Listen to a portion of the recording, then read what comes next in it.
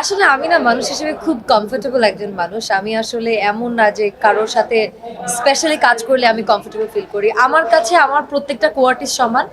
আমি সবার সাথেই কমফোর্টেবল ফিল করি। বাট হ্যাঁ, এটা একটা ব্যাপার আছে যে আপনার যাদের সাথে অনেক লম্বা সময় ধরে কাজ করছি তাদের সাথে তো অবশ্যই অন্যরকম একটা কমফোর্টনেস কাজ করে। যেমন মুশফিকের সাথে আমার অন্যরকম একটা কমফোর্টনেস কাজ করে বিকজ অনেক 3 বছর তো হয়ে গেল almost we are working together. So যাদের সাথে লম্বা টাইম ধরে কাজ করছি সবার সাথে comfort, but that's doesn't mean যে বাকিদের সাথে আমি কমফোর্টেবল না। আমি আসলে সবার সাথেই খুব কমফোর্টেবল। আসলে আমাদের মানে অভিনয় জগতে আসার পর থেকে যখন আপনি একজন পাবলিক ফিগার হয়ে যাবেন তখন আপনার ভালোটা নিয়েও মানুষ কথা বলবে, আপনার খারাপটা নিয়েও মানুষ কথা বলবে। বিকজ কথা বলার তো আসলে সবারই সবার জায়গা থেকে রাইটস আছে। এখন আপনি সেটা কিভাবে নেবেন সেটা আমাদের উপর ডিপেন্ড করে। আমি আসলে নেগেটিভটাকে অলওয়েজ পজিটিভলি দেখি, কারণ আমি যখন দেখি যে কেউ আমার নেগেটিভ একটা ব্যাপার নিয়ে কথা বলছে আমি চেষ্টা করি ওই ভুলটাকে সংশোধন করার। আমাদের যে সমস্যাগুলো ছিল আমরা কিছুদিন আগে ওটা নিয়ে সবাই মিলে কথা বলেছি এবং এটা নিয়ে এখনো অনেক আলাপ আলোচনা হচ্ছে সেটা ইন্টারনালি। সো আমি আসলে ওটা নিয়ে পাবলিক এখন কিছু বলতে চাই না। বাট হ্যাঁ, অবশ্যই প্রত্যেকটা জায়গাতে কিছু না কিছু চেঞ্জেসের দরকার আছে। সো আই থিঙ্ক আমাদেরও কিছু না কিছু চেঞ্জেসের প্রয়োজন আছে, কিন্তু সেটা আই থিঙ্ক সময়ের সাথে সাথে হয়ে যাবে এবং সবাই মিলে যদি সেটাতে সাপোর্ট করে I don't think it will take much time.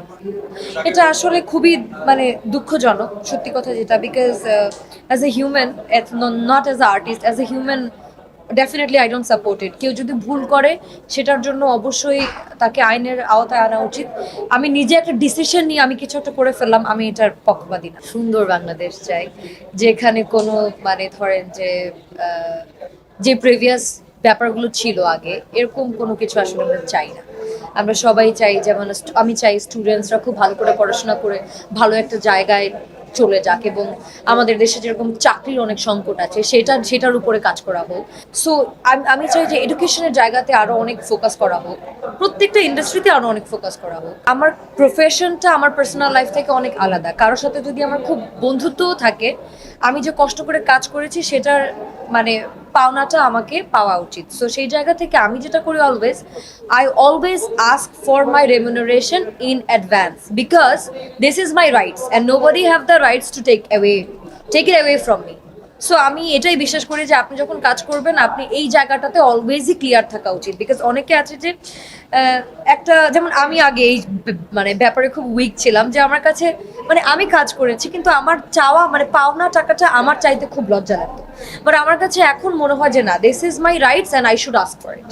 So আমি অলওয়েজই এটা কথা বলে নিই যে ভাইয়া দেখেন আমার পে রেমুনারেশনটা আইদার শুটের আগে অর শুটের ডেতে লাস্ট সিনের আগে আমাকে ক্লিয়ার করে দিতে।